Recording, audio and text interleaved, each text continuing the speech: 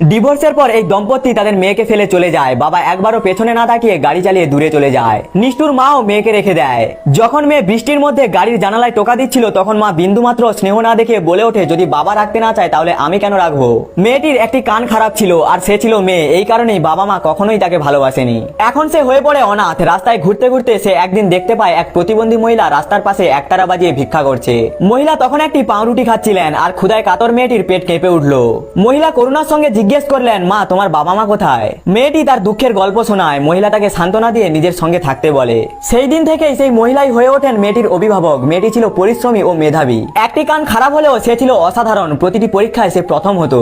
গ্রামের লোকেরা তার মেধা থেকে সাহায্যের হাত বাড়িয়ে দেয়। সেই সহায়তায় ধীরে ধীরে বড় হয়ে ওঠে মেয়েটি আর একদিন সে হয়ে ওঠে এক সুন্দরী তরুণী। সে কঠোর পরিশ্রম করে কলেজের ভর্তি পরীক্ষায় বসে আর তার দৃঢ় বিশ্বাস ছিল এইবার সে ভালো নম্বর পাবেই। পরীক্ষা শেষ হওয়ার সঙ্গে সঙ্গে সে তার পালক মাকে ফোন করে জানায় সব ভালো হয়েছে।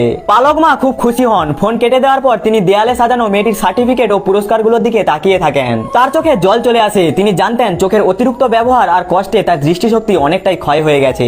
তবুও তিনি একবার অন্তত তার মেয়েকে শোনার ক্ষমতা ফিরিয়ে দিতে চেয়েছিলেন। চিকিৎসার খরচ ছিল 10 লক্ষ টাকা। গ্রামবাসী কিছু টাকা তুলেছিল কিন্তু এখনো অনেক টাকার প্রয়োজন ছিল। তখন গ্রামবাসীরা জানতে পারে মেয়েটির আসল মা এক ধনী ব্যবসায়ীর সঙ্গে বিয়ে করতে চলেছে। তারা মহিলাকে পরামর্শ দেয় যেন তিনি গিয়ে তার কাছে সাহায্য চান। মহিলার একটু দ্বিধা হয়, তবুও মেয়ের কথা ভেবে কিছু স্থানীয় উপহার নিয়ে বিয়ের অনুষ্ঠানে হাজির হয়। কিছু অতিথি তাকে চিনে ফেলে। আশ্চর্য হয়ে বলে, এই ভিখারিনী এখানে কি করছে? বর তখন রেগে গিয়ে বলে, ওকে তাড়িয়ে দাও।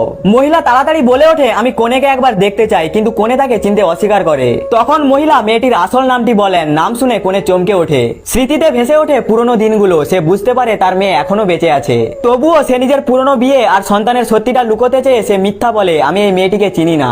মহিলা কাঁদতে কাঁদতে অনুরোধ করে, একটি নতুন চিকিৎসা পদ্ধতিতে আমার মেয়ের শ্রবণ শক্তি ফিরতে পারে, কিন্তু আমার কাছে মাত্র 50,000 টাকা আছে, বাকিটা সাহায্য দরকার। বর অবাক হয়ে জিজ্ঞেস করে, তোমার কি কোনো সন্তান আছে?